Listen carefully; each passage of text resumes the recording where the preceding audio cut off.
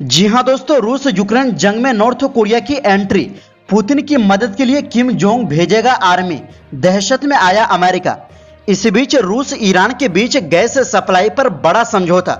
वहीं अगली खबर में आपको बताएंगे, अफ्रीका में अमेरिका के दादागिरी के खात्मे से बौखलाया बाइडन, अब नए सैन्य साझेदारों की तलाश है, उठाया ये कदम।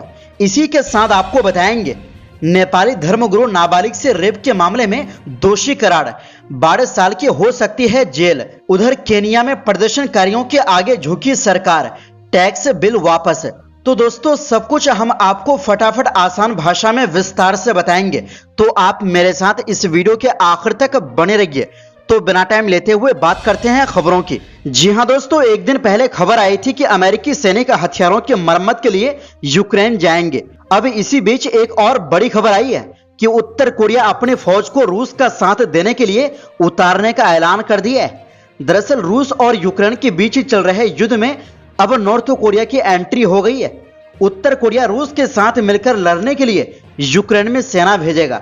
प्योंगयांग ने रिकंस्ट्रक्शन वर्क यानी मरम्मत के काम के लिए यूक्रेन के कब्जे वाले क्षेत्रों में अपनी मिलिट्री इंजीनियरिंग यूनिट भेजने की योजना बनाई है।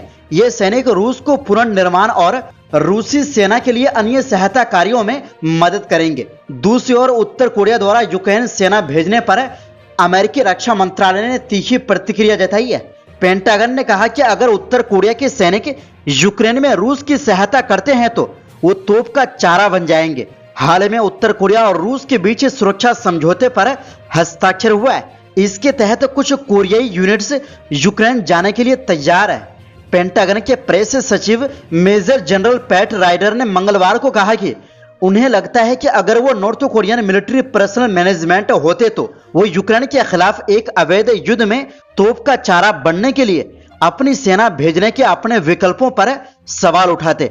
राइडर उत्तर कोरिया द्वारा यूक्रेन के पूर्वी डोनेट्स्क के क्षेत्र में सेना की इंजीनियरिंग यूनिट्स को संभावित रूप से भेजने के बारे में एक सवाल का जवाब दे रहे थे, जिस पर रूस का कब्जा है। दक्षिण कोरिया मीडिया के अनुसार दक्षिण कोरियाई सरकार के एक अधिकारी का हवाला देते हुए कहा है कि उत्तर कोरिया मरम्मत के काम के लिए अगले महीने ही कब्जे वाले यूक्रेन में कंस्ट्रक्शन और इंजीनियरिंग फोर्सेस को भेजने की योजना बना रहा है। इस महीने की शुरुआत में रूस और उत्तर कोरिया ने एक समझौते पर हस्ताक्षर किए, जिसमें एक दूसरे पर हमला होने पर एक दूसरे को सैन्य सहायता देने पर सहमति जताई थी, अपने देश की हिफाजत के लिए।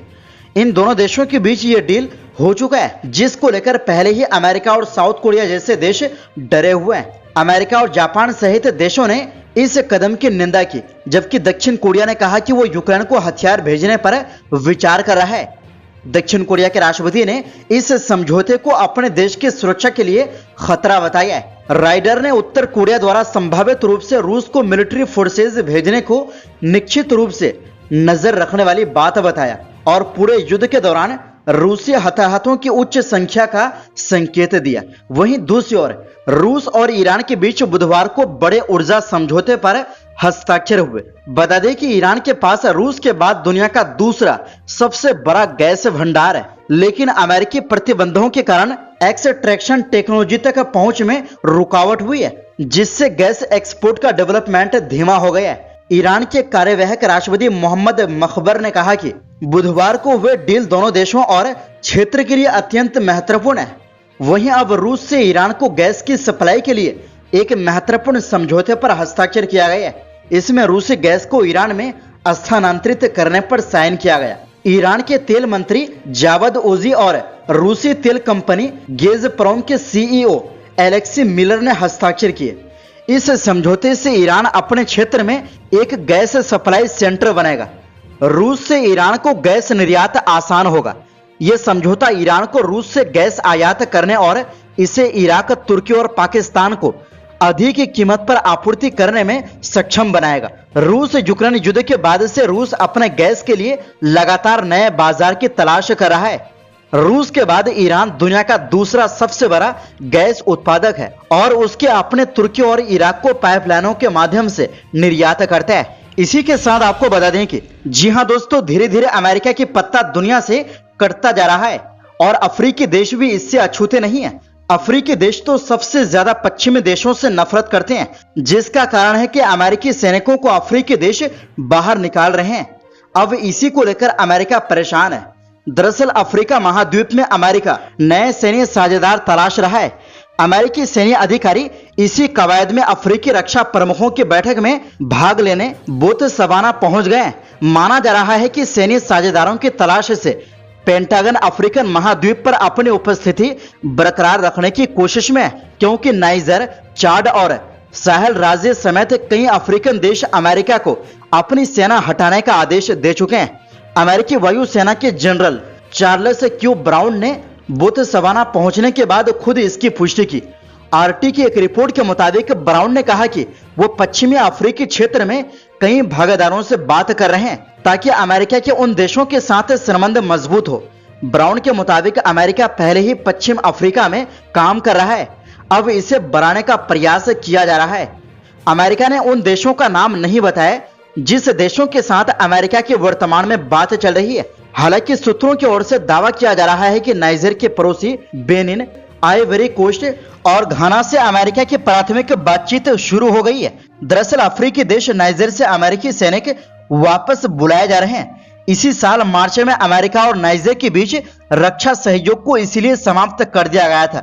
नाइजीरियाई प्रधानमंत्री अली मोहम्मद लामिन जिन ने कहा था कि अमेरिका ने देश पर प्रतिबंध लगाने की धमकी भी दी थी और ईरान और रूस के साथ संबंधों को बढ़ाने के खिलाफ चेतावनी दी थी। वहीं अमेरिका से पहले फ्रांस के सैनिक भी नाइजर से बाहर निकल चुके हैं। अब सितंबर तक यूएस आर्मी के सैनिकों को भी नाइजर छोड़ना है। पिछली जुलाई से सत्ता में आई नई सरकार ने पश्चिमी समर्थक राष्ट्रपति मोहम्मद बजूम को हटाने के बाद पिछले दिसंबर में फ्रांस को देश छोड़ने के लिए कह दिया था। दरअसल बुर्किना फासो माली के साथ मिलकर रूस के साथ रक्षा संबंध विकसित कर रहा है। नई सरकार का यह भी कहना है कि वो केवल उन भागीदारों के साथ काम करेगी जो अपने देशों की संप्रभुता का सम्मान करते हैं।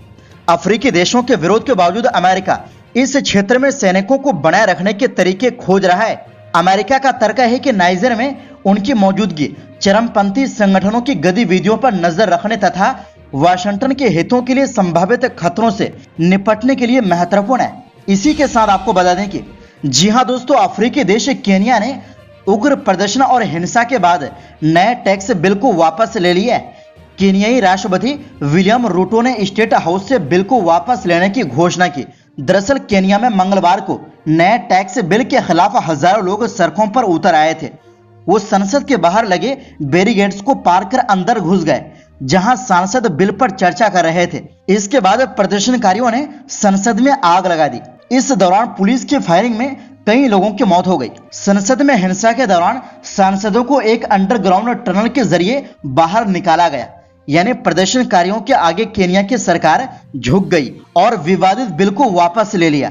वहीं दूसरी ओर नेपाली धर्मगुरु राम बहादुर बोमजन 15 साल की साध्वी के साथ रेप करने के आरोप में दोषी पाया गया है। ब्रिटिश मीडिया इंडिपेंडेंट के मुताबिक बुद्ध बॉय के नाम से मशहूर 33 साल के राम बहादुर को इस साल जनवरी में यौन उत्पीड़न के साथ साथ 4 लोगों की किडनैपिंग के मामले में गिरफ्तार किया था। सरलाही कोर्ट ने सोमवार को उसे नाबालिग के यौन उत्पीड़न का दोषी पाया और अब मामले में 1 जुलाई को सजा सुनाई जाएगी। रिपोर्ट के मुताबिक राम बहादुर को कम से कम 12 साल की जेल हो सकती है।